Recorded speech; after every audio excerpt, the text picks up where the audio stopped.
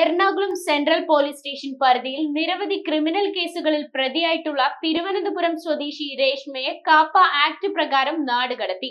ഇപ്പോൾ പാലാരിവട്ടത്ത് താമസിക്കുന്ന രേഷ്മയെ 9 മാസക്കാലത്തേക്ക് കൊച്ചി സിറ്റിയുടെ അധികാര പരിധിയിൽ പ്രവേശിക്കുന്നതിൽ നിന്നും ഏതെങ്കിലും വിധത്തിലുള്ള കുറ്റകൃത്യങ്ങളിൽ ഏർപ്പെടുന്നതിൽ നിന്നും വിലക്കേർപ്പെടുത്തിക്കൊണ്ടാണ് Kochi city deputy inspector general and commissioner of police Putta Vimaladitya IPS ഉത്തരവിറക്കിയത്.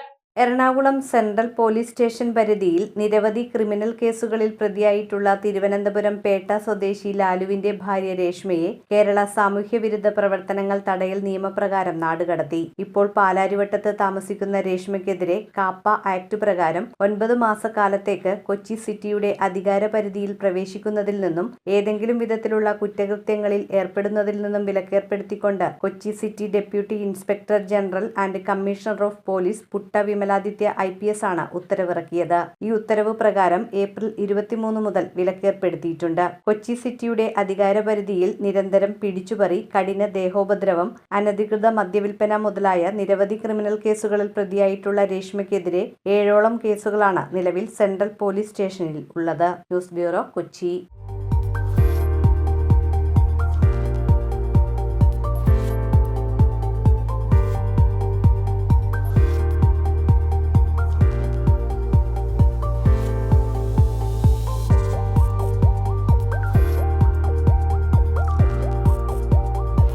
Study German at International Language Academy, ELA Cochin. Grab your future in Germany and Austria.